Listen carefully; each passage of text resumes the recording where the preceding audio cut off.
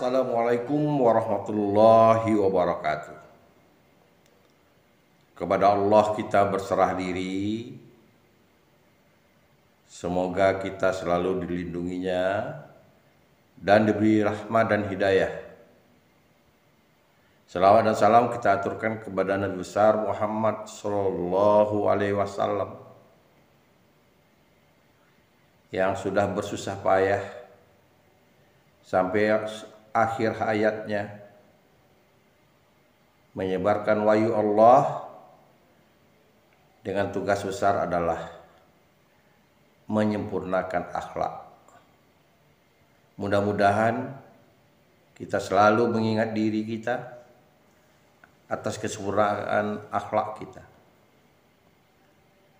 Kita sebagai orang yang terdidik harus setiap saat menyempurnakan akhlak. Apalah gunanya orang pintar kalau akhlaknya tidak benar?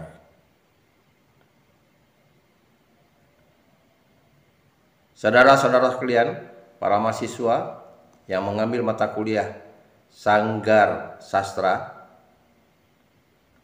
pada hari ini kita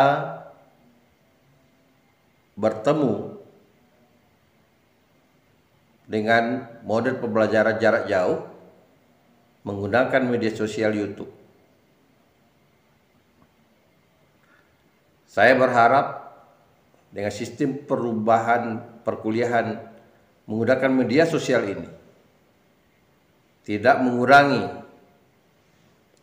motivasi Anda untuk belajar, tidak mengurangi motivasi Anda untuk meningkatkan keterampilan diri Anda, khususnya dalam bidang bahasa dan susastra. Karena Anda sedang menempuh pendidikan di program studi pendidikan bahasa dan sastra Indonesia yang mempersiapkan Anda jadi guru bahasa dan sastra Indonesia. Insya Allah.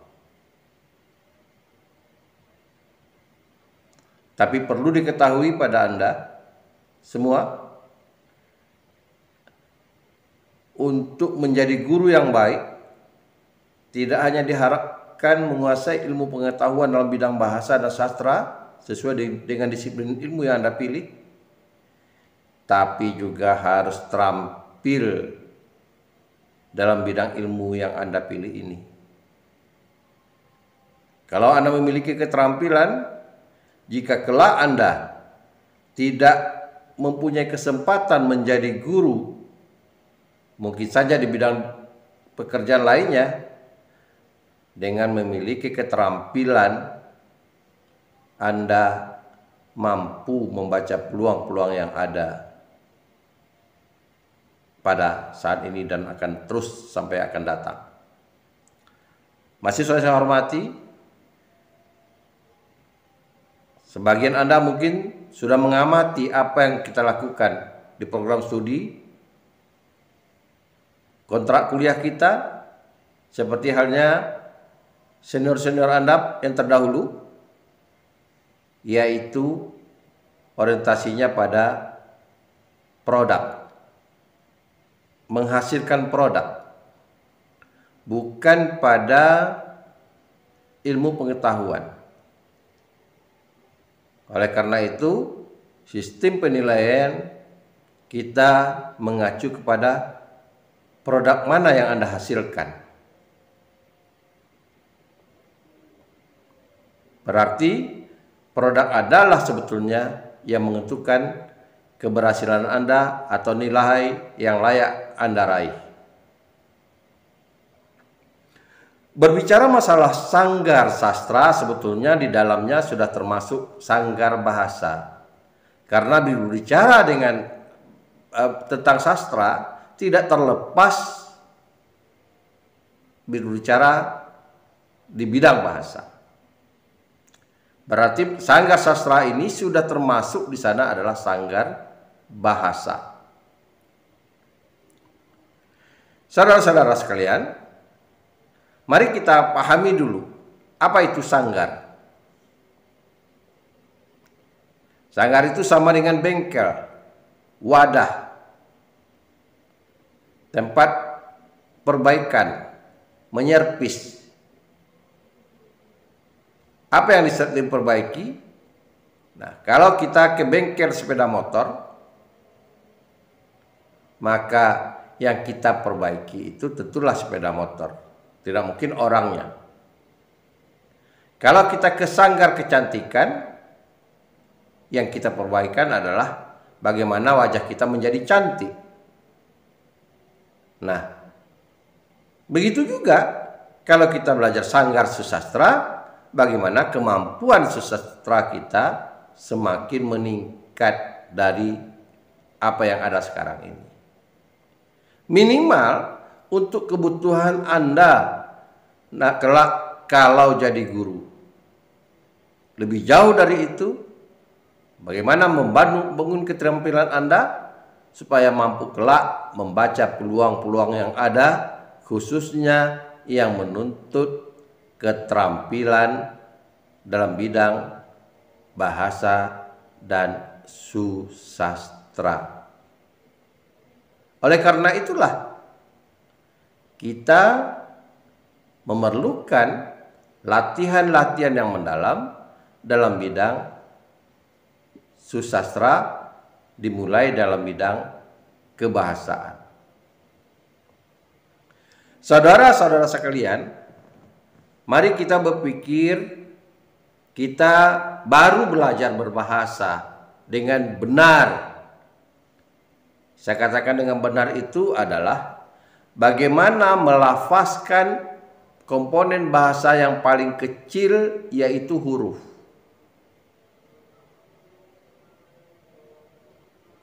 Pelafalan huruf itu dilatih dengan memposisikan artikulasi yang tepat pada titik artikulator. Jadi alat ucap kita yang ada pada mulut ini bagaimana memposisikannya sesuai dengan lafal huruf yang akan kita ucapkan.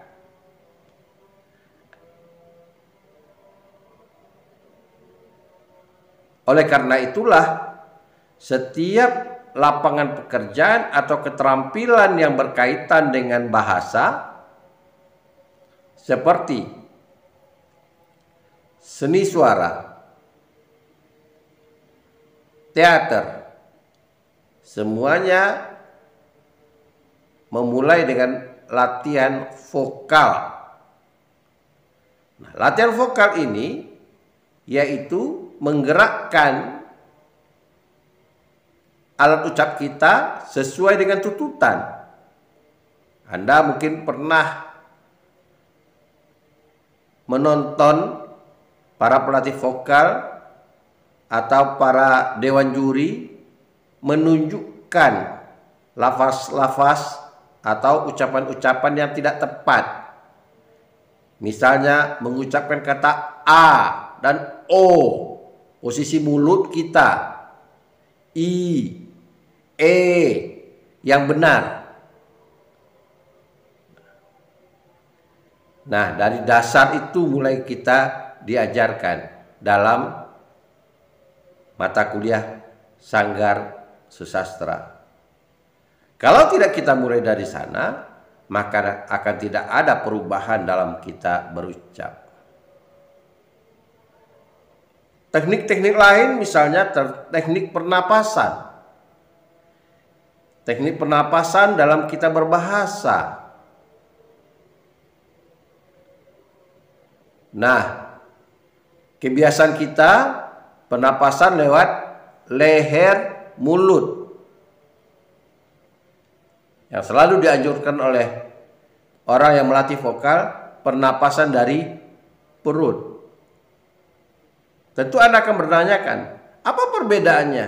Ya jelas ada perbedaan. Perbedaan pada efek juga pada pita suara kita. Jika kita menggunakan pernapasan seperti lazimnya kebanyakan orang berbicara, ketika frekuensi pengucapannya itu, alat ucapnya atau pita suaranya itu tinggi penggunanya, akan terjadi pergesekan dan bukan tidak mungkin akan terjadi luka. Minimal banyak berucap, suaranya serak. Tetapi kalau menggunakan pernapasan melalui perut, insya Allah lafaznya, ucapannya itu bersih, tidak terganggu, pita suaranya dapat terpelihara dengan baik.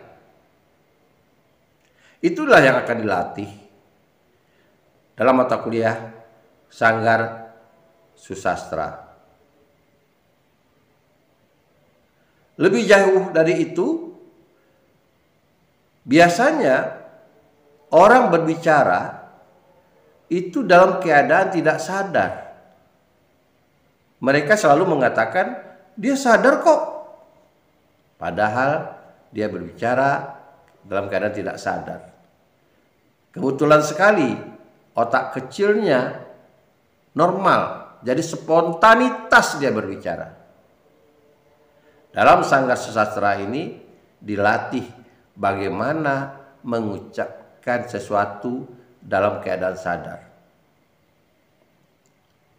Agar ucapan kita hidup, kalau kita ditonton oleh orang, diperlukan kesatuan ucapan dengan gestur tubuh. Dimulai dari bahagian yang terkecil adalah wajah kita yang dikatakan dengan mimik. Gerak tangan kita dan posisi gerak tubuh kita.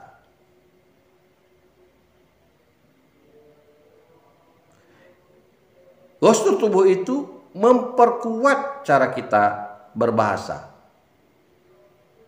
Oleh karena itu, karena ada keterkaitan dengan keterampilan berbahasa, maka bentuk-bentuk orang mengolah vokal seperti seni suara, seni pentas, yang lainnya, kayak teater, memerlukan olah tubuh. Supaya apa? Secara sadar kita menggunakan olah tubuh kita ini. Bagian tubuh kita ini. Mana yang harus digerakkan? Yang bisa memperkuat bahasa yang akan kita ucapkan. Dan betul-betul natural dia. Betul-betul natural. Berarti ada dua dasar itu. Dua tingkatan dasar yang harus kita pelajari. Olah vokal dan olah tubuh. Tadi saya katakan perlu olah vokal, perlu olah tubuh, dan bagaimana menggunakan bahasa dalam bentuk sadar menggunakan bahasa. Nah, dilengkapi dengan bagaimana kita secara konsentrasi. Nah, dalam seni pertunjukan teater, latihan dasar ada yang namanya meditasi. Kalau Anda melihat orang melakukan yoga, itu ada meditasi, pengosongan diri. Supaya apa? Pertama, kalau dalam bidang bahasa, konsentrasi. Jadi melatih mengosongkan diri sehingga betul-betul kita konsentrasi terhadap teks atau terhadap peran yang akan kita mainkan.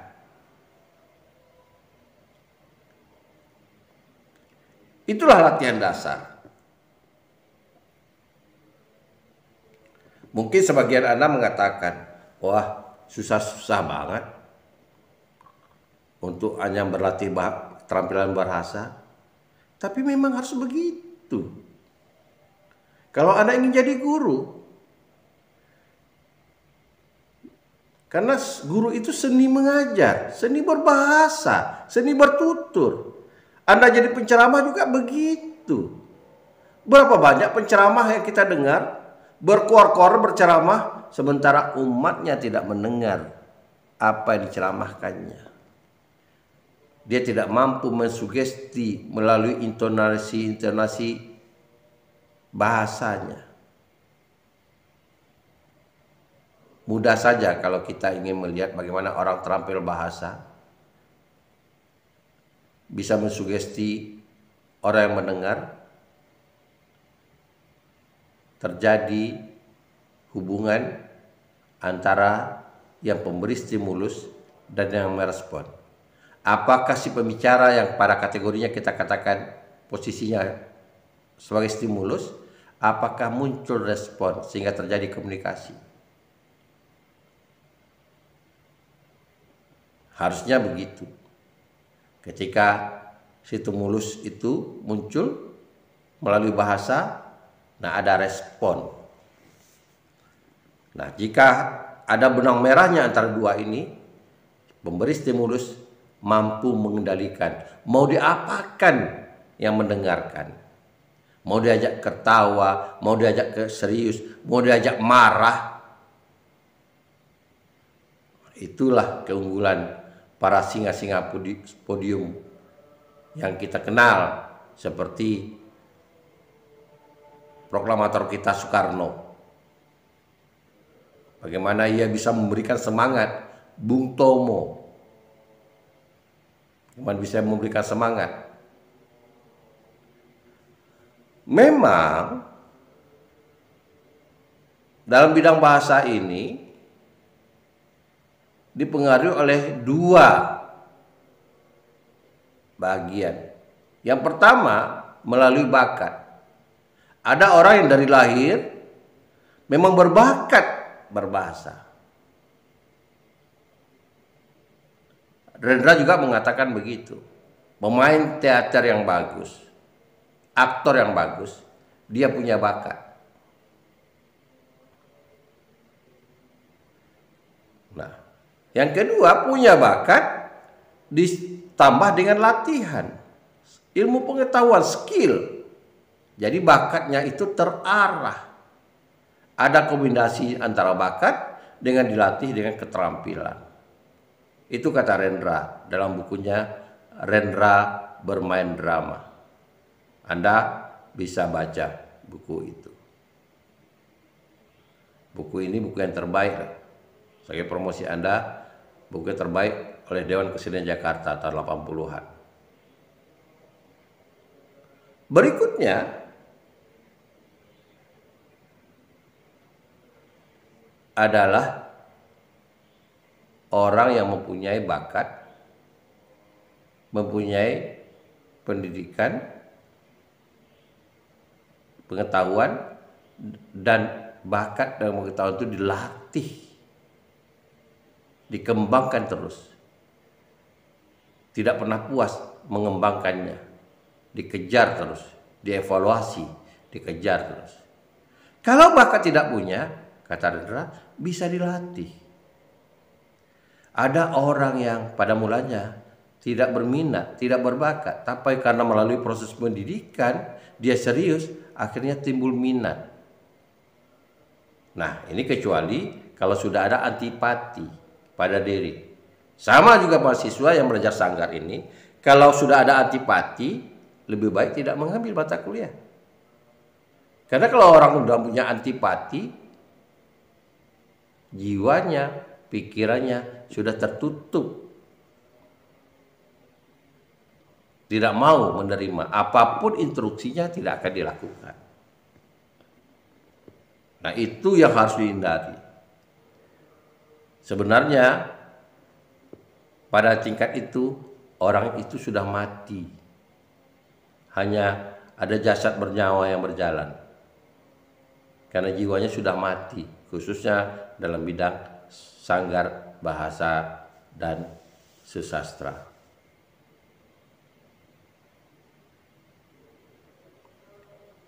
Nah, inilah dasar yang katakan sanggar,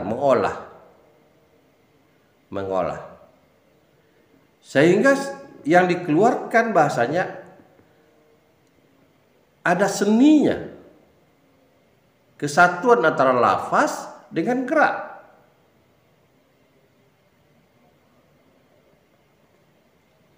Terakhir, penghayatan tadi yang saya katakan. Kenapa perlu ada pengosongan diri? Karena kita akan melakukan penghayatan, menghayati teks. Untuk apa? Kita menginterpretasikan, menerjemahkan teks, baik yang kita ciptakan atau yang orang ciptakan, sehingga kita mampu memberi isi teks itu.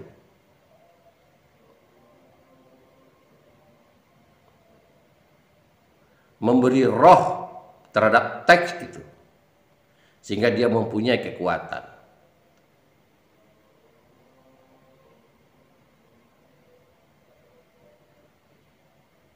Anda boleh tidak banyak berbicara, tidak banyak mengucapkan, tapi kata-kata Anda meskipun sedikit, dia punya kekuatan kalau intonasi yang Anda gunakan itu tepat dengan suasana.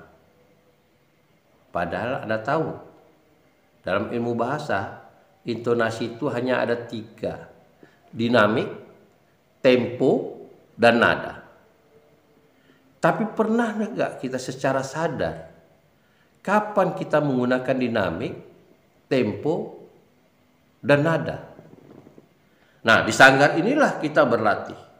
Kalau selama ini, otak kecil kita memproduksi bahasa, sehingga sebetulnya kita berbahasa dalam keadaan tidak sadar. Sekarang bagaimana kita menggunakan bahasa itu dalam keadaan sadar?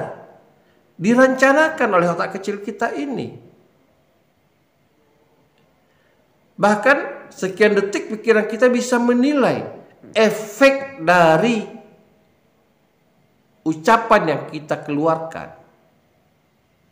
Nah, kalau Anda jadi guru, ketika Anda berbicara, sebetulnya Anda harus juga memperhatikan raut muka siswa-siswa Anda. Apakah efek dari ucapan Anda itu dia mendengarkan? Kalau tidak, maka Anda harus sadari, perbaiki. Minimal perbaiki itu adalah penggunaan intonasi dan gestur tubuh. Harus pas, tidak over, tidak pula berlebih-lebihan. Natural dia. Natural itu dengan hasil rancangan kita. Nah, bagaimana mengucapkan bahasa dalam keadaan sadar lalu dengan gerak tubuh yang natural? Tidak lain adalah dengan kita berlatih, ya seperti yang saya katakan tadi. Mulai dari dasar berlatih berbahasa, latihan mengucapkan huruf atau lebih dikenal dengan latihan vokal. Latihan olah tubuh atau dikenalkan latihan dasar yang selalu diambil dari yoga. Latihan konsentrasi. Memang tidak cukup hanya 1 semester, apalagi kondisi sekarang kita kuliah melalui media sosial, perkuliahan jarak jauh. Tapi ini terpulang kepada Anda. Maukah Anda melakukan atau tidak? Kalau kesadarannya Anda mau melakukannya, saya yakin, karena banyak media sosial, Anda bisa lihat di YouTube bagaimana latihan dasar, teater, dapat diikuti. Karena tidak mungkin kita berlatih di kampus seperti halnya saya lakukan pada senior-senior Anda yang terdahulu.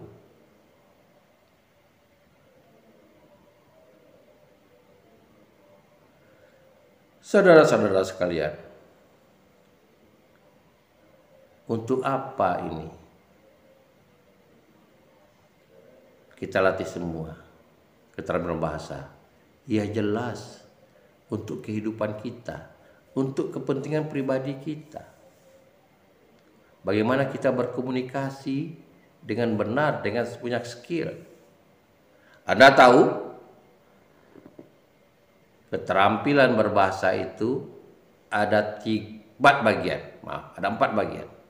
Pertama sekali, keterampilan mendengarkan atau keterampilan menyimak menggunakan kuping.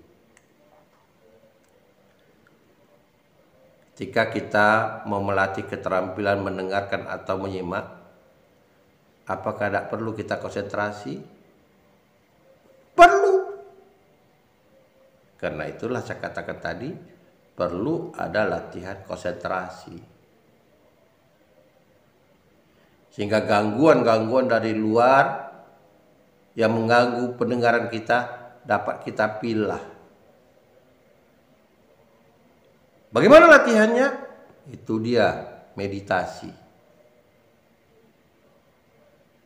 Enggak, apa yang kita dengar diseleksi oleh otak kita, mana yang fokus pendengaran kita. Meskipun ada beberapa suara, kita harus dengar satu suara. Itu latihannya. Anda dapat lakukan. Duduk dengan tenang, konsentrasi untuk jangan mengganggu penglihatan. Anda pejamkan mata, Anda dengar suara yang beragam ada, misalnya di tempat Anda kos, di tempat Anda kampus Anda, atau di mana saja Anda berada, di rumah Anda, beragam suara, pilih satu suara untuk Anda konsentrasi mendengarnya. Pada malam hari misalnya, begitu berisiknya bunyi cecak, bunyi jangkrik, pilih bunyi apa yang mau Anda dengar. Sehingga betul-betul Anda paham. Tidak salah rekaman Anda. Bagaimana tidak salah rekaman Anda?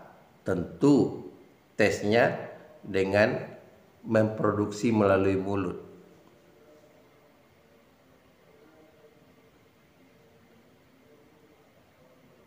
Nah, kalau Anda pintar, Anda mampu berlatih menirukan bunyi yang Anda dengar.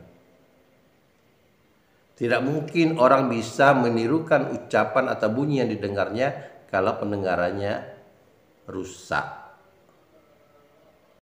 Anda ingin menirukan berbagai kicauan burung, tentu Anda mendengar dulu kicauan burung yang ada di alam ini.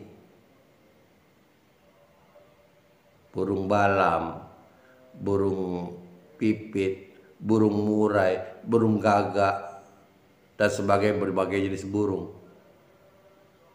Anda tentu harus dengar dengan baik, sehingga ketika Anda lafalkan, Anda tirukan, orang bisa mendengar perbedaan bunyi burung itu dan menyesuaikan bunyi itu dengan bunyi yang sebenarnya. Nah, inilah sebetulnya bagaimana kita melatih keterampilan berbahasa. Jadi saya simpulkan pertama sekali, bagaimana melatih bahasa itu sehingga kita bisa menggunakan bahasa itu dalam keadaan sadar. Apa keuntungannya? Saudara-saudara sekalian, Anda masuk memang tujuannya menjadi guru bahasa Indonesia di sekolah menengah. Tapi yakin nggak Anda bahwa Anda pasti jadi guru? Saya mengatakan, Anda harus berpikir 2 kali. Anda harus mempersiapkan keterampilan lain selain dari guru sebagai lapangan kerja untuk memperoleh penghasilan memenuhi kebutuhan ekonomi Anda anak kelak.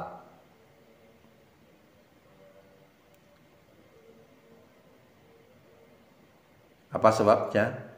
Kenyataan yang kita lihat selama ini, jumlah mahasiswa yang tamat jadi sarjana khususnya di program studi bahasa dan sastra Indonesia tidak sebanding dengan peluang jadi guru bahasa dan sastra Indonesia yang tersedia, baik itu sebagai guru negeri maupun guru swasta.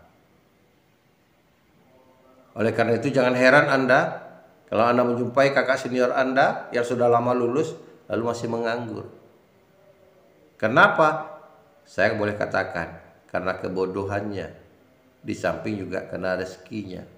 Kebodohan apa? Tidak bisa menggunakan ilmu bahasa untuk pada aspek lapangan kerja yang lain. Anda bayangkan, ada orang yang tidak sarjana bahasa Indonesia, tapi dia mampu hidup dengan keterampilan dia menggunakan bahasa. Berapa banyak pembawa acara mulai dari tingkat lokal, provinsi, sampai tingkat nasional. Yang saya tahu, backgroundnya bukan dari sarjana bahasa dan sastra. Itulah yang selalu saya katakan, keterampilan itu sangat penting. Kita lupa, kita pengetahuan itu yang sangat penting. Malah tidak, pengetahuan betul perlu, tapi harus diwujudkan, disempurnakan dengan keterampilan.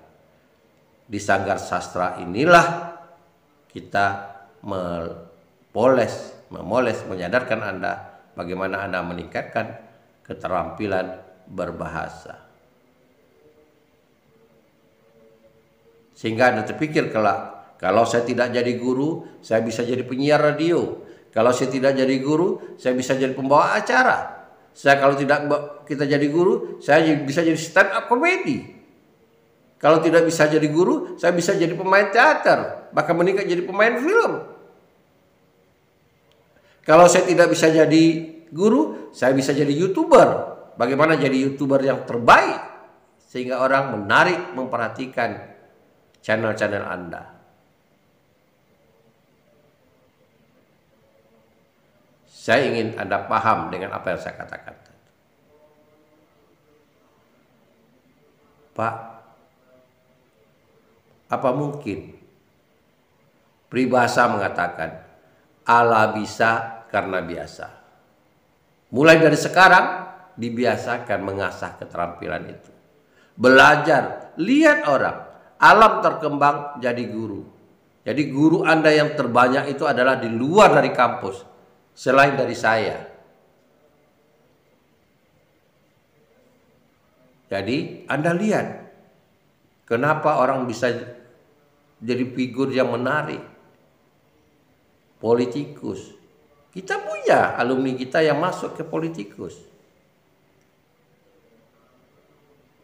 seperti Edi Ahmad RM. Kalau keterampilan berbahasanya tidak bagus, tentu orang tidak menarik melihat figurnya dia. Pernah di anggota DPRD tingkat 1 Riau. Kita punya wartawan. Kalau dia tidak punya keterampilan bertanya yang bagus, tidak mungkin sukses jadi wartawan.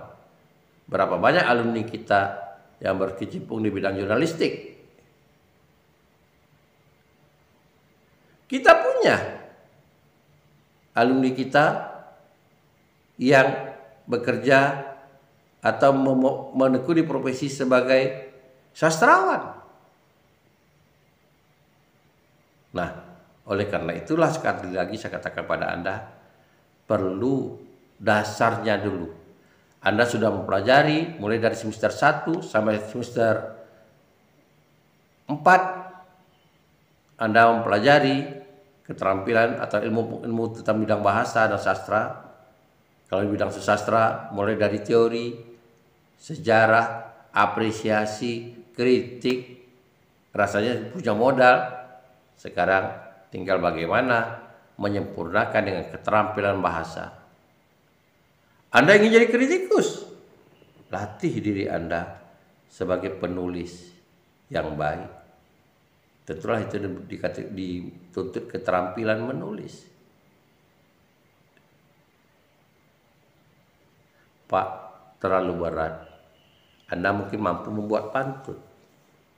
Hanya membuat pantun tidak mampu juga. Tidak mungkin karena Anda sudah dilatih membuat pantun.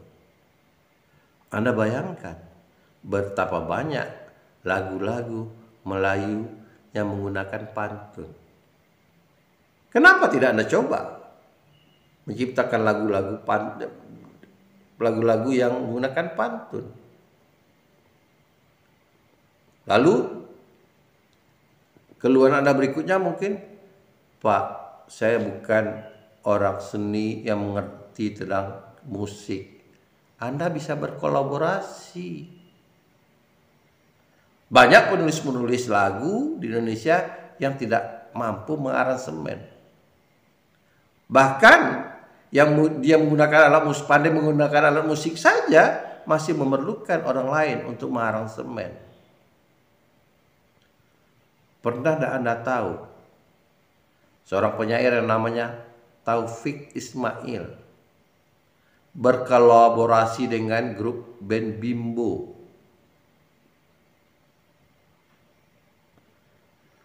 Puisi-puisi Taufik Ismail diaransemen oleh Bimbo menjadi lagu yang sangat menggoda, sangat menyentuh. Contohnya Taufik Ismail dalam sajaknya Sajadah Panjang dinyanyikan oleh Bimbo. Menarik. Kenapa tidak Anda mulai menulis puisi lalu Anda jadikan lagu? Apakah tidak tertarik Anda? Itu lapangan pekerjaan yang kemungkinan Anda dapat raih, Anda isi. Karena bukan tidak mungkin jika Anda jadi penulis lagu-lagu yang baik dibayar oleh orang dengan mahal. Yang uangnya mungkin secara logika Anda tidak berpikir pantas. Tapi begitulah kenyataannya. Satu lagu bisa dihargai 5 juta, 10 juta, 15 juta, 25 juta. Terkadang para penulis lagu itu memerlukan waktu yang sangat singkat. Coba kalau dia menulis lagu cuma 1 hari, katakanlah 1 minggu, katakanlah 1 bulan, lalu lagunya dibayar orang 5 juta. Berarti kan setara dengan gaji pegawai negeri sarjana baru sebagai guru. Kenapa Anda tidak memikirkan itu? Nah, itulah yang harus kita lakukan. Latihan-latihan itu pertama sekali adalah membangun kepercayaan diri bahwa Anda harus terampil dalam menggunakan bahasa, dan lebih lanjut harus terampil dalam menggunakan bahasa pada tingkat susastra. Selanjutnya Anda dapat mencoba mengisi peluang-peluang yang ada dalam bidang pekerjaan yang mementingkan keterampilan berbahasa. Anda harus memproduksi dan mempublikasikannya. Tanpa itu akan sia-sia. Oleh karena itu kontrak kita, saya berharap Anda masing-masing punya channel YouTube atau Instagram untuk Anda bisa mempublikasikan karya-karya Anda selama perkuliahan Sanggar Susastra, bahkan bisa berlanjut sampai Anda sarjana dan bekerja kelak. Mudah-mudahan perkuliahan awal ini dapat membangkit semangat Anda untuk menyadari bahwa banyak lapangan kerjaan di bidang bahasa dan sastra ini, bukan hanya jadi guru bahasa dan sastra Indonesia ini. Dan semoga Anda sudah mengawali langkah untuk mengatasi kemungkinan akan timbul kekecewaan atau stres atau kebingungan Anda setelah sarjana kelak. Mari ikuti perkuliahan ini dengan baik, meskipun melalui channel YouTube yang harus saya sajikan perkuliahan jarak jauh, tapi Anda bisa menatap wajah saya meskipun saya tidak mampu menatap wajah Anda secara langsung melalui program ini. Semoga tidak kurang kualitas pembelajaran kita pada perkuliahan Sanggar Susastra yang Anda ikuti. Wabillahi taufiq wa hidayah. Assalamualaikum warahmatullahi wabarakatuh.